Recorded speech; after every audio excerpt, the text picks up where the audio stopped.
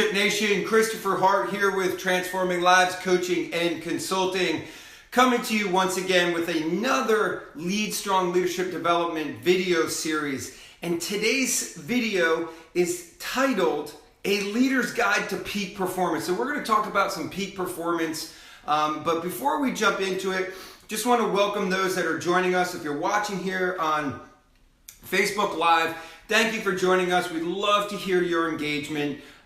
If there's anything you like, any of the ahas, the comments, or anything, feel free to give us some thumbs up, hearts, whatever. If you have questions or if you want to just let us know what your ahas are along the way, the things that you're going to take along with you on your leadership journey, let us know in the comment section. And same thing, if you're watching this on replay on our YouTube channel, feel free to comment, like our video, subscribe to our channel. And if you want to be part of this journey every day and not miss one of our videos, go ahead on Facebook Live, go ahead and turn on the live notifications because we're not going to be housing these videos on our Facebook channel, but for maybe 24 to 48 hours. So welcome to the journey. If you're a leader, our intention is to help grow stronger leaders who can be more influential and thus more impactful. And I believe one of the greatest ways as leaders we can be more impactful in our own life, in the lives of those that we lead, as well as our organization as a whole, and even in the world altogether, is when we and our people operate in peak performance. So what does it mean to operate in peak performance? What it means is to operate in a performance greater than that which we think we can. You see, the brain's design is not to make you successful, it's to make you happy. It's not designed to make you happy or successful. It's just designed to make you stable, keep you out of stress. It's a survival mechanism. Why? Because originally as human beings, we were survivalists, okay? We evolved into what we are today as a being of race, or not a being of race, but a being of humanity, where we look to operate in quote-unquote success. So just understand that your brain's natural programming from God, your creator, is one of survival, where if you experience stress, your brain kicks in and goes, whoop, gotta get you back into a comfort zone. But if you want to operate in peak performance, if you want to have quote-unquote success, you're stretching outside your comfort zone. You're most likely stretching outside the known, and so therefore you're actually countering against your natural programming. So we want to look at, in order to make a difference, in order to make an impact, is getting ourselves and everyone around us into peak performance. And when I say peak, like I said before, it's operating in performance that's greater than our mind is naturally capable of processing, because our mind is designed to process in comfort zone and stability. But that's not where success happens. Success happens in your peak zone. I kind of talked about that in yesterday's video.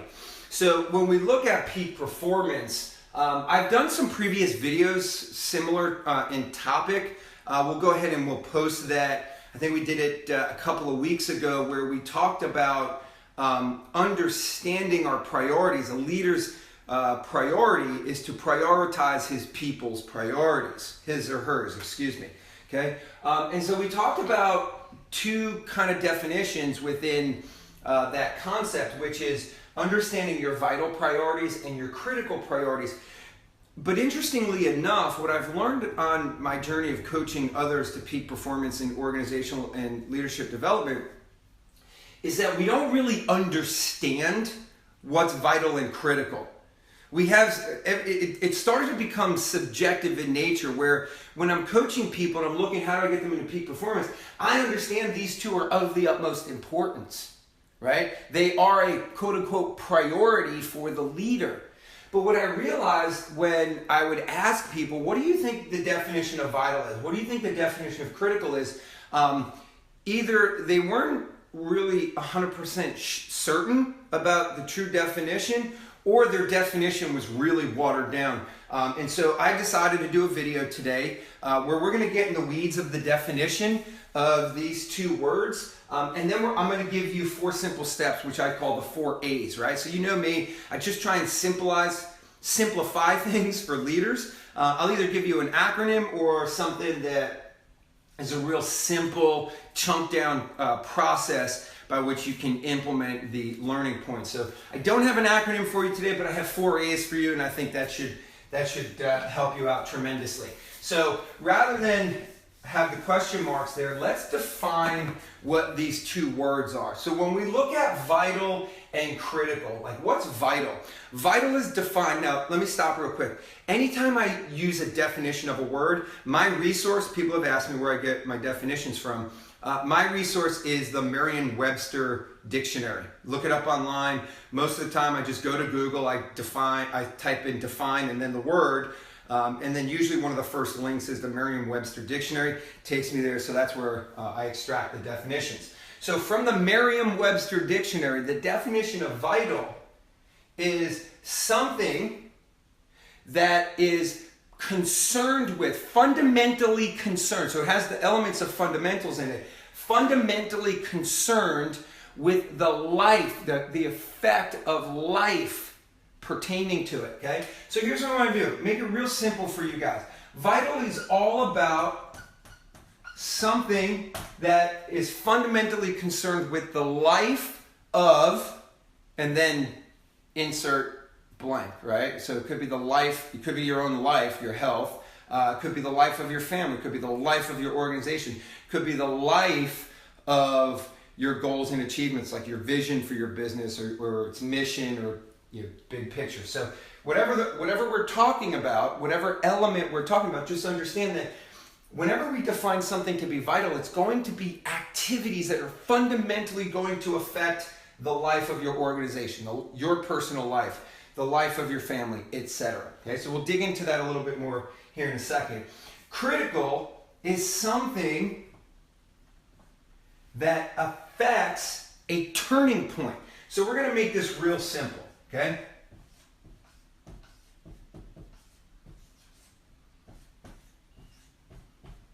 Something that's going to create a turning point. We look at the life, the vitality, the life of our organization, and something that's going to create a turning point. So let's look at some examples, right? I coach a number of real estate agents. I also coach a lot of different industries and have over the last 4 years of my coaching journey. But let's use real estate. I got a large real estate following and a number of real estate agents that I coach. If we're looking at a real estate business or a sales business for that matter, right? What is something that's going to fundamentally affect the life? It's production. Usually in the early stages of a sales business, what fundamentally affects the life of a sales business is its production. So what we understand are the vital activities for peak performance in a sales business are production-oriented activities. Activities that are going to create production. What are those? Lead generation and lead follow-up. Generating new leads and following up with leads that are in our funnel. Those 2 things. If you're in a sales business, if you're in a sales world, I know a lot of you salespeople out there hate to hear that word lead generate or lead follow, like, not again, someone else is going to beat me over the head. Well, understand, we're beating you over the head because it's vital to your business. It's vital to the survival of your business. If you're a real estate agent, what's vital, what's going to affect the life of your business, and we understand that the purpose of business is to fund your life's purpose. So what's vital to your actual life is your business. Okay, and your business's vital activities are generating new leads and following up with those leads. Okay, however you do it, there's 1,001 ways you can do it. I'm not here to tell you to call expireds, cold call, whatever. However you do it is fine, but you have to do it. It's vital. Okay, now critical. What's a turning point in your business? And there's all sorts of. There's no one thing that's critical to someone's business. But I'm going to use an example of a gentleman I coach. We're working on leadership development and organizational development. And at this juncture of his business, this individual's productivity is so exponential right now that he can't keep up with all the production and all the servicing, etc. That what's critical to his business is this next hire for him. And this next hire for this individual is a talented producing agent. Why? Is because I asked him one question. I said, if this individual, if you're able to find this individual that you've defined to be the quote unquote right or talented person to fulfill that role, what's it going to do for your organization? And he said, oh, it's going to change everything. Well, guess what? What it means is it's going to change everything. It's going to create a turning point. So that role in his organization is now critical. The interesting part is over the year plus that I've been coaching this individual, I've learned that his production is always at that level. And that what's vital to the life of his business is not necessarily production anymore. He has that as a habitual nature to his business. His business is just on that repetitious cycle of creating production over and over and over again. It's very systematized. So what we found out that what we thought was critical was actually vital, because if he doesn't get that person in, he cannot buy back some of his time to do some of the other things to actually grow his business. That if he continues to operate in the nature in which his business is operating, he's going to be hitting off this ceiling. It's going to start affecting his life again, and then it's going to create a massive negative turning point for both his business and his life. So what I want you guys to understand is what's typically vital is not always vital. All right? So the peak performance element is why coaching is so important for people, is that when your business changes, so might be how you operate in peak performance. What's peak performance for that individual in his business as a leader right now is for him to perform in the activities that are going to affect the life of his business, which are attracting the talent for the roles that he needs to fulfill in order to propel the growth of the organization. Because if he doesn't do that, he's hitting a ceiling of achievement. The business is not operating in peak performance. He's not operating in peak performance as a leader, and it's going to create a situation where it's going to affect the life of that organization. Okay, so it's very important that we understand these two definitions before we can truly understand how do we focus on the elements of peak performance for ourselves, for our people, for our organization that can influence and impact the world at a higher level. So let's look at the 4 A's, okay? The first one is awareness. Okay? We must be aware of what exactly is vital and critical at the current stage of our business. You need to assess, be aware of the elements that are vital, that are going to affect the life of your business right here, right now, and in the future, as well as what's critical, like what's going to create a turning point. Here's why, because here's what we know. In the absence of understanding what's important, what our priorities are, what are vital and critical, we tend to make everything the same level of priority. You see, I believe most people's businesses and lives don't operate in peak performance because they operate on the scale where everything that they have to do is equally important, or they misunderstand what is important. So a real estate, and you see this a lot with real estate agents, they'll go into the office or they'll go into their work day fully prepared to lead generate. They'll come in and their admin will tell them about a deal that's falling apart, and automatically they'll go, oh crap, I got to go take care of that. And they completely abandon the vital activity for something that isn't even critical. And then they try and justify, and they say, well, Chris, if I lose that deal, that's going to be a turning point. Well, understand something. No, handling that deal that's falling apart is not critical. Because what you have to understand is what's truly vital and what's truly critical is that if you perceive one deal falling apart to be a turning point in your organization, you're not focusing on the vital. See, if I have 5, 6, 8, 10 deals that are in pending every single month, one falling out is not critical. It's not going to create a turning point. So business leaders, real estate agents, salespeople out there, if one or two deals that fall apart, and I hear this all the time, right? And sometimes with clients, they're like, oh, 2 deals fell out. I don't know if I can continue with coaching. I don't know if I can afford it. Well, I look at that as partially a failure on my point, that on my part, that I didn't convey this, right? So what's vital to your organization is that we get you into a level of production so that when those 1 or 2 deals fall apart, notice I didn't say if, because in real estate, nobody's mastered the ability to make all their deals close unless you're only doing 1 or 2 a year. Okay?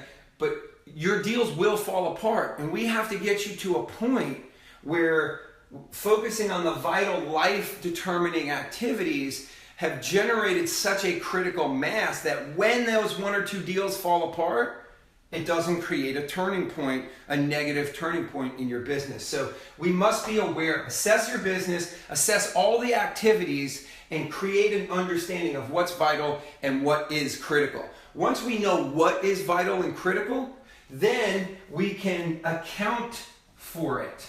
Okay? Now, I'm going to be very clear here. Account for. What does that look like? We create an element of accounting for. Let me put it to you this way, it's time blocking. You must account for it in the priorities of your day. Everything you have to do, I now have to put it on my calendar and make it accounted for, meaning it's measured. It has a block of time and it has an element of importance. Right? Like if your calendar, notice what I did here, right? They're in different colors. Well, guess what? If you look at my calendar, my vital tasks for my life, for my business, for my family, for my spiritual journey, etc., all my vital tasks are in blue. Okay? All my critical tasks are in red. Okay? I differentiate within my calendar because if I'm looking at my calendar and my calendar is going to control me for the day and something jumps up to try and compete in a time block, and I look at it and go, okay, what am I doing right now? Oh, this is a critical activity, and something else maybe just important or urgent. It doesn't win. It doesn't get my attention because I understand that the critical activity, if I don't do this, it's going to create a negative turning point. So accounting for it, time blocking it, and giving it a different level of prioritization within your calendar is massively important. I actually think it's vital. It will determine the life of your existence in that realm, okay? And then after we account for it, we have to do what? Now, guys, as simple as this may sound, it's probably one of the biggest struggles that we get people to do in peak performance, which is take action, right? And it's not just take action, it's take consistent and repetitious action. Consistent means it's a activity that's done continuously without break. So if your work week is Monday through Friday, then consistent and repetitious is Monday, Tuesday, Wednesday, Thursday, Friday. Not Monday, I'll take Tuesday off, I'll do it Wednesday and Friday. That's not consistent and repetitious. That's taking action, okay, great, but it's not going to lead to peak performance. Because if you're only doing it 2 to 3 days a week, the person that is committing to doing it Monday through Friday, or maybe even Monday through Saturday, and even on holidays, like when you're nursing a hangover on New Year's Day, and that agent that understands that the greatest day for expired listings is January 1st of the new year, and they go into the office, they're operating in peak performance. They're going to outperform you because they're performing at a higher level than you are. So it's not just taking action, it's consistent and purposeful action. Okay? Now, here's the last one. You ready for this? This one's really going to get a lot of you guys. Accountability. Ooh, that evil word, accountability. Now, I've done a video on accountability.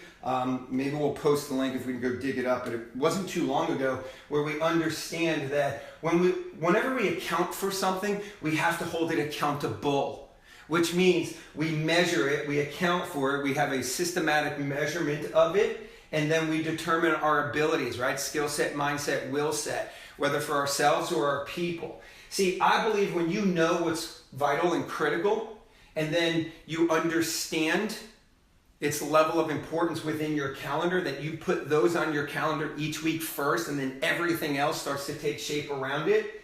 Then you know how to take consistent and purposeful action. And in taking consistent and purposeful action, you're going to measure those activities every day to determine, do you have the ability, the skill sets, the mindsets, and the willingness to operate in peak performance. Leaders, here's what I'm here to tell you today. If you want to master leadership, which is influence, nothing more, nothing less, by John Maxwell's definition, we understand influence to be the power to affect someone's character or actions. So mastering leadership, in my opinion, is mastering the vital and the critical.